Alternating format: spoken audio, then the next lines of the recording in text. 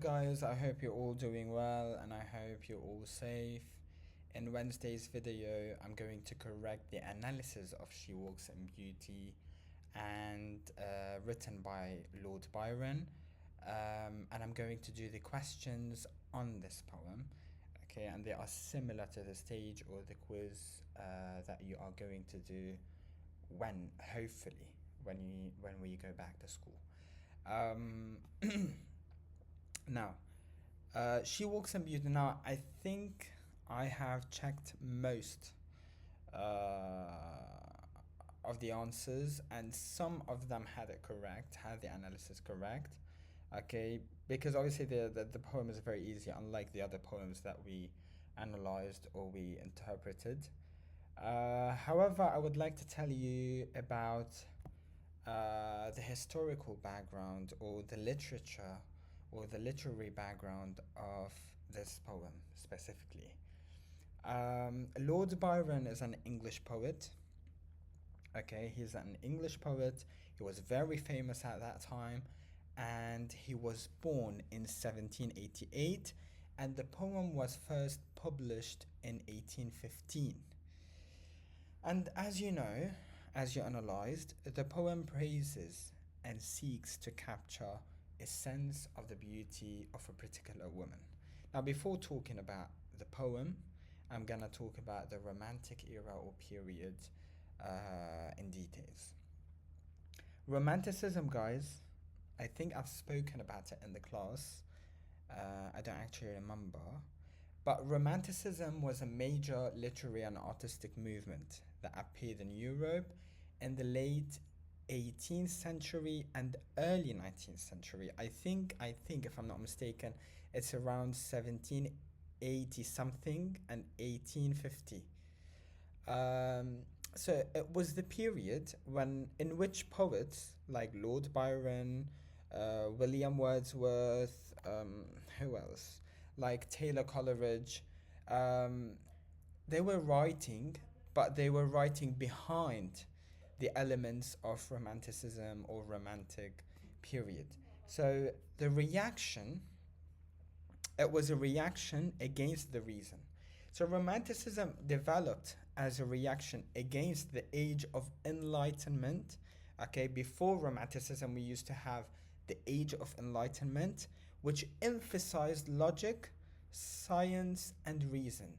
So people before Romantic era or Romantic period, they were very much passionate about science and logic.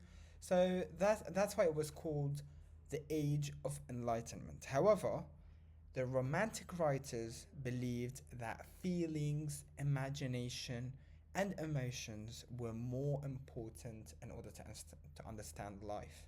So they were more important than science and reason and logic. Okay?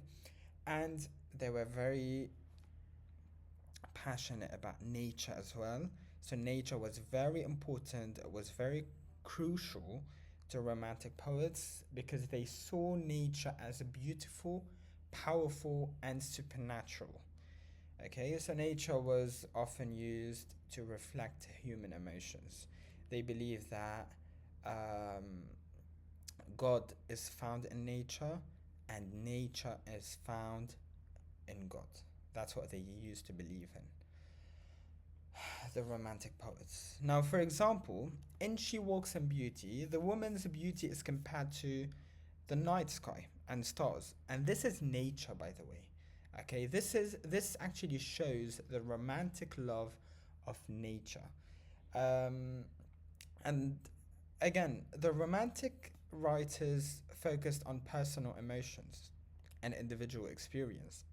So as you can see here, the Romanticism or the features of a Romantic era are inspiration, imagination, intuition, individuality, and idealism. Okay, so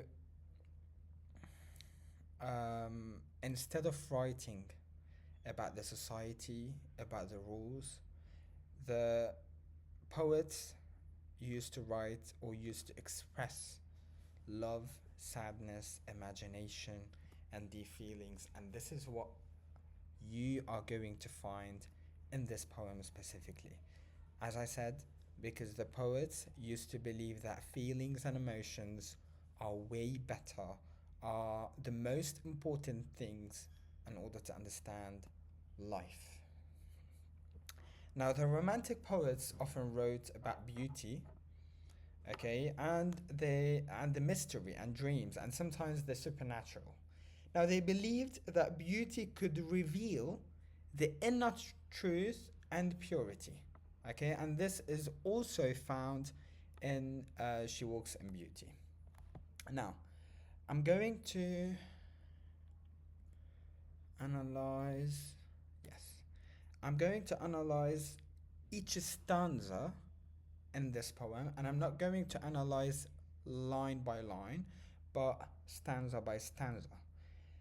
So, in stanza 1, from She Walks in Beauty up until Denies, the speaker compares the woman's beauty to a clear and starry night.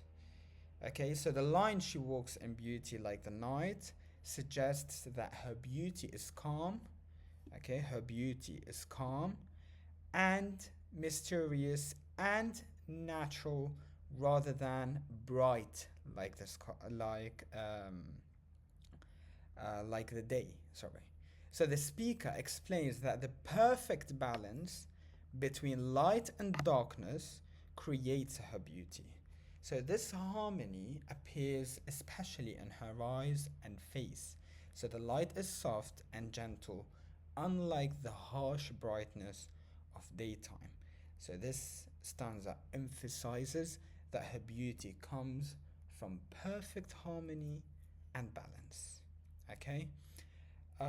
And then the second stanza, from one shade up until dwelling place, the speaker explains that even the smallest change in light or shade would reduce her beauty. So this shows that her appearance is perfectly balanced.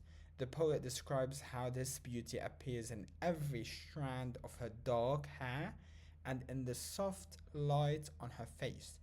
The stanza also begins to connect outer beauty with inner goodness, okay? The virtue or the goodness that this person has, okay? So her gentle expression suggests that she has pure and sweet thoughts. Guys, make sure you write the analysis on your copybooks, because when you go back to school, I need to check all your copybooks and I need to see everything written, okay? Especially this one. And stanza 3, from "and on that cheek up until innocent," okay, and the final stanza, the speaker focuses on the woman's smiles, cheeks, so her beauty in general, okay, and forehead. These features show more than physical beauty, they reveal her character. So her calm expressions suggest that she lives a virtuous and peaceful life, and the speaker concludes that she has a pure heart and innocent love. And obviously, the love always, always mirrors your inner thoughts or your inner beauty, okay, which makes her beauty both external and internal, which makes everything obviously revealed, okay. So this is obviously the analysis. I'm tired.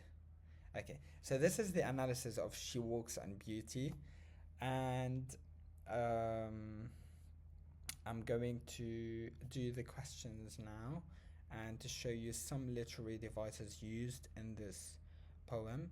Now, when it comes to the rhyme scheme, as you can see, night. First of all, before we talk about this, the rhyme scheme, we have 1, 2, 3, 4, 5, 6. This is 6 lines in the first stanza.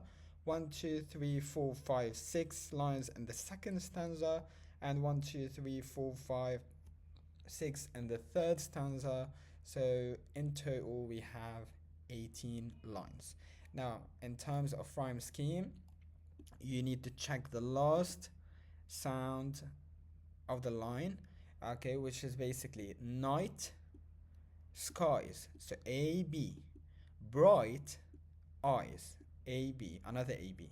So light and denies, another AB. So AB, AB, AB.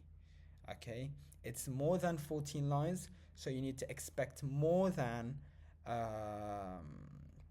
four patterns, if that makes sense.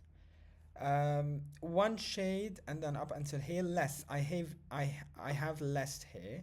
So this is C, grace D, tress C, and then face D, and then express C, and then place, which is basically D, and then bro, and then eloquent, this is EF, and then glow, and then E, and then spent, which is basically F, below, and then innocent, EF.